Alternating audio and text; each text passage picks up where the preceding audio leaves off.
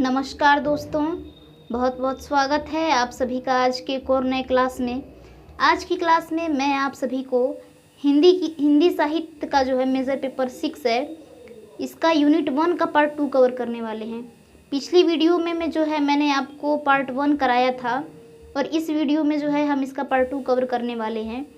तो जितने भी स्टूडेंट्स जो इस वर्ष यूजी 4th सेमेस्टर में हैं, किसी भी यूनिवर्सिटी से हूँ, अगर उन्होंने हिंदी साहित्य लिया हुआ है अपने मेजर पेपर में, तो यह वीडियो उनके लिए बहुत ही महत्वपूर्ण रहने वाला है। तो चलिए हम क्लास की शुरुआत करते हैं।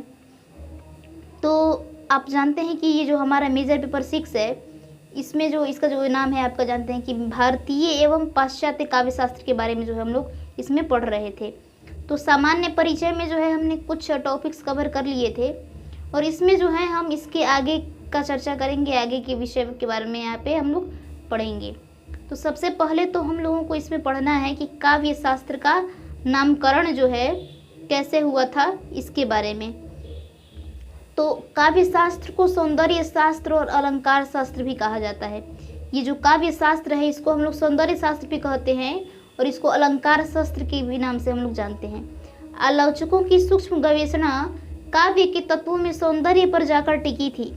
जितने भी आलोचक हुआ करते थे उस समय, हिंदी साहित्य का काव्य शास्त्र का जब नामकरण होना शुरू हुआ, तो उसके जितने भी आलोचक थे, उनका उनकी जो सूक्ष्म गवेषणा थी, यह काव्य के तत्वों में सौंदर्य पर जाकर टिकी हुई थी। वे भली भांति जानते थे कि काव्य में सौंदर्य ही मौलिक तत्व है। उनको पता था कि जो काव्य है, काव्य में सौंदर्य ही सबसे अधिक महत्वपूर्ण है, यही है उसका मूल तत्व, जिसके अभाव में न तो अलंकार में अलंकारत्व है और न ही ध्वनि में ध्वनित्व। और जिसमें ये सौंदर्य नहीं होगा, यदि काव्य में सौंदर्य नहीं होगा, तो उसके अभाव में न ही अलंकार में अलंकारत्व आएगा और न ही ध्वनि में ध्वनित्व आएगा। आचार्य दंडी के अनुसार काव्य में शोभा बढ़ाने वाले धर्मों का नाम ही अलंकार है। आचार्य दंडी की अगर माने तो उन्होंने कहा था कि काव्य में शोभा बढ़ाने वाले जो धर्म होते हैं, उन्हीं का नाम है अलंकार। उन्होंने लिखा भी है काव्यादर्श में कि काव्य शोभा करान धर्मानु अलंकारान प्रचक्षते। इन्होंने लिखा है, इसका मतलब यही है कि जो काव्य में शोभा बढ़ाने वाले धर्म होते हैं, उसी का नाम अलंकार है। आगे देखते हैं तो भोज का भी यही मत है। उन्होंने भी काव्य शोभाकारत्व को अलंकार का लक्षण माना है। अभिनव गुप्त का भी यह स्पष्ट मत है कि सौंदर्य ही काव्य और कला की आत्मा है। लोचन ये शायद एक पुस्तक है जिसमें उन्होंने बताया है, चारुत्व प्रतीति ही तहिम काव्यस्य आत्मा। इन्होंने ये लिखा हुआ है इसमें कि अभिनव गुप्त ने ये लिखा हुआ है, चारुत्व प्रतीति ही तहिम काव्यस्य आत्मा, यानी कि काव्य का जो आत्मा है, काव्य का आत्मा कला है। इसको उन्होंने सौंदर्य और कला, ये काव्य की आत्मा है, इसको इन्होंने इस पंक्ति के माध्यम से बताया हुआ है। इन नामों के अतिरिक्त इसका एक अन्य अत्यंत प्राचीन नाम है क्रियाकल्प। काव्य शास्त्र का सौंदर्य शास्त्र और अलंकार शास्त्र के अलावा भी एक नाम है, जिसका नाम है क्रियाकल्प। इसका उल्लेख 64 कलाओं की गणना करते समय काव्य शास्त्र में किया गया है। अब इस नाम का जो उल्लेख है, ये 64 कलाओं की गणना करते समय काव्य शास्त्र में इसका उल्लेख किया गया है। इसके पश्चात यह नाम कलाओं की गणना में आता है। इसके बाद ये नाम कलाओं की जब गणना होती है, तब ये नाम उसमें आता है। यह विद्या भी काव्य विद्या से ही संबद्ध है, क्योंकि इसके 2 भाग किए गए हैं, अभिधान कोश और छंदोग ज्ञान। ये जो विद्या है, ये भी काव्य विद्या से ही संबंधित है। इसके भी 2 भाग किए गए हैं, एक है अभिधान कोश और दूसरा है छंदोग ज्ञान। इसका संपूर्ण नाम क्रियाकल्प है। आगे देखते हैं तो काव्य शास्त्र पर भारतीय आचार्य हुए हैं, भारतीय आचार्यों का क्या मत रहा है, इसके बारे में हम लोग इसमें जानने वाले हैं। तो सबसे पहले आते हैं मेधाविरुद्र। तो मेधाविरुद्र नामक ग्रंथकार का उल्लेख भामह नामी साधु तथा राजशेखर ने अपने ग्रंथों में किया है। इन्हें अलंकार ग्रंथ का रचयिता माना गया है। मेधाविरुद्र थे, इनका नाम जितने भी ग्रंथकार हुए हैं, जैसे कि भामा हो गए, नामी साधु हो गए तथा राजशेखर हो गए, इन्होंने अपने अपने ग्रंथों में ये नाम का उल्लेख किया हुआ है और इनको अलंकार ग्रंथ का रचयिता माना जाता है। इसके बाद में आते हैं भामा। तो भारतीय अलंकार शास्त्र के आद्याचार्य भामा माने जाते हैं। भरत मुनि के नाट्य शास्त्र में अलंकार के तत्वों का विवेचन गौण रूप से है, प्रधान रूप से नहीं। भरत मुनि का जो नाट्य शास्त्र है उसमें अलंकार शास्त्र के जितने भी तत्व हैं उनका विवेचन गौण रूप से किया गया है, प्रधान रूप से नहीं किया गया है। लेकिन भामा ने इसका विवेचन प्रधान रूप से किया है। भामा ने न कांतमपि निर्मुषम विभाति वनिता मुखम के आधार पर काव्य में अलंकार की महत्ता घोषित की और उन्होंने काव्य में सौंदर्य तत्व का सृष्टा अलंकार माना है। इन्होंने जो है इस पंक्ति के आधार पे काव्य में अलंकार की महत्ता को जो है घोषित किया है। उन्होंने सौंदर्य और अलंकार का मूल आधार वक्रोक्ति को माना। इन्होंने जो है सौंदर्य और अलंकार का जो मूल आधार है इसको इन्होंने वक्रोक्ति को माना है। आगे दंडी आते हैं तो भामा के पश्चात दंडी ने अलंकारों के विवेचन को गति और समृद्धि दी। भामा के बाद अगर कोई आचार्य आए तो वो है दंडी, जिन्होंने अलंकार के विवेचन की गति और समृद्धि दिया। अपने ग्रंथ काव्यादर्श में इन्होंने भामा की अलंकार संख्या को बढ़ाया और अलंकारों के मूल में जहाँ भामा ने वक्रोक्ति मानी है, दंडी ने अतिशयोक्ति मानी है। भामा ने जो है ये माना कि वक्रोक्ति जो है वहाँ पर है, लेकिन इन्होंने जो है अतिशयोक्ति माना है उसको, और इन्होंने अलंकार की संख्या को बढ़ा दिया। इन्होंने ग्रंथ के द्वितीय परिच्छेद में 35 अलंकारों की गणना की है। इन्होंने जो है ग्रंथ के द्वितीय परिच्छेद में 35 अलंकार की गणना की है। उन्होंने भी अलंकारों को काव्य की शोभा का उत्पादक माना है। दंडी भी ये कहते हैं कि अलंकार जो है काव्य की शोभा के उत्पादक है। उसके बाद आते हैं वामन। तो संस्कृत के आलंकारिक वामन में विशिष्ट स्थान है। संस्कृत के आलंकारिक में वामन का बहुत ही विशिष्ट स्थान है।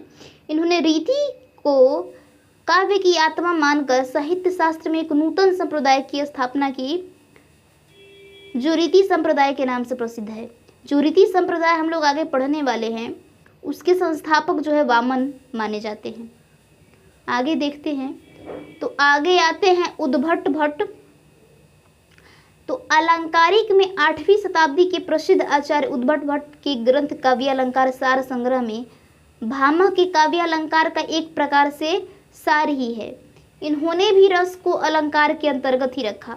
रस जो हम रस पढ़ेंगे, छंद पढ़ेंगे, तो इन्होंने रस को भी अलंकार के तहत ही रखा है। इनका ग्रंथ 6 वर्गों में विभक्त है। इसमें 79 कारिकाओं द्वारा 41 अलंकारों के लक्षण दिए गए हैं। रस इन्होंने भी 8 की अपेक्षा 9 माने हैं। रस 8 है लेकिन इन्होंने 8 की अपेक्षा 9 माने हैं। 41 अलंकार माना है इन्होंने और 79 कारिकाओं को माना है। 79 कारिकाओं के द्वारा 41 अलंकार इन्होंने दिए हैं। उसके बाद आते हैं रुद्रट। उद्भट जो है 8वीं शताब्दी में और रुद्रट आते हैं 9वीं शताब्दी में। तो इन्होंने अपने ग्रंथ काव्यालंकार के द्वारा सर्वप्रथम रसों के स्वतंत्र स्वरूप को समझा, किंतु रस को महत्वपूर्ण मानते हुए भी वह परंपरा का विरोध न कर सकी और अलंकारों को ही प्रधानता दी। जिस तरीके से जितने भी आचार्य हुआ करते थे उन्होंने अलंकार को प्रधान रूप से महत्व दिया है, तो इन्होंने भी उस परंपरा का विरोध नहीं किया और अलंकार को ही ये मानते हैं। रुद्रट ने अलंकारों की संख्या 57 तक बढ़ा दी। उन्होंने भाव नामक एक नवीन अलंकार भी माना है। अब रुद्रट ने जो है भाव नाम का एक और अलंकार इसमें जोड़ दिया है। उसके बाद आते हैं आनंदवर्धन। तो इन्होंने ध्वनि के 3 भेद किए। इन्होंने ध्वनि के भेद किए, एक था रस ध्वनि, अलंकार ध्वनि और वस्तु ध्वनि।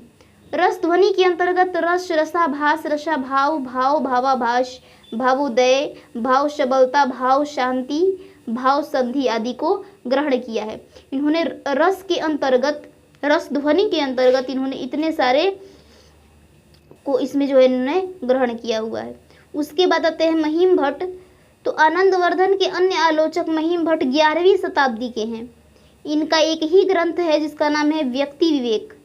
इन्होंने आनंदवर्धन के ध्वनि सिद्धांत की आलोचना की और काव्य में दोषों का निरूपण किया। अब इन्होंने जो है आनंदवर्धन के द्वारा जो ध्वनि का सिद्धांत दिया गया था इसकी जो है इन्होंने आलोचना की और काव्य में दोषों का निरूपण किया। इसके बाद आते हैं क्षेमेंद्र। तो ये भी 11वीं शताब्दी के आरंभ में औचित्य विचार चर्चा में औचित्य सिद्धांत पर स्वतंत्र रूप से विचार किया और औचित्य को काव्य का विधायक तत्व सिद्ध किया। अब इसके बाद क्षेमेंद्र आते हैं, तो काव्य का विधायक तत्व जो है इन्होंने माना है औचित्य को। औचित्य से संबलित रस ध्वनि ही काव्य की आत्मा मानी गई है।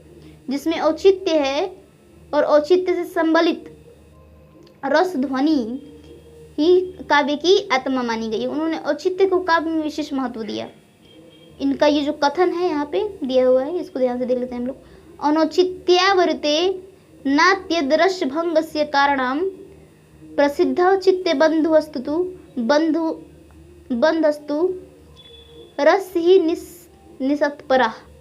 इन्होंने इस वाक्य के माध्यम से इन्होंने ये बताया है कि औचित्य है जो काव्य में बहुत ही विशेष स्थान रखता है।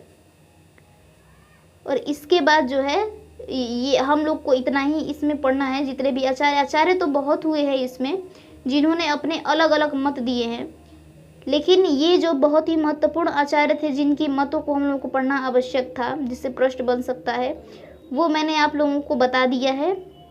और अगली वीडियो में मैं आप सभी को अगला टॉपिक लेके आऊँगी, अगला टॉपिक पढ़ाऊँगी। तब तक के लिए आप सभी को राधे राधे। और इस वीडियो को समझिए, पढ़िए। हम मिलते हैं आपसे अगले वीडियो में।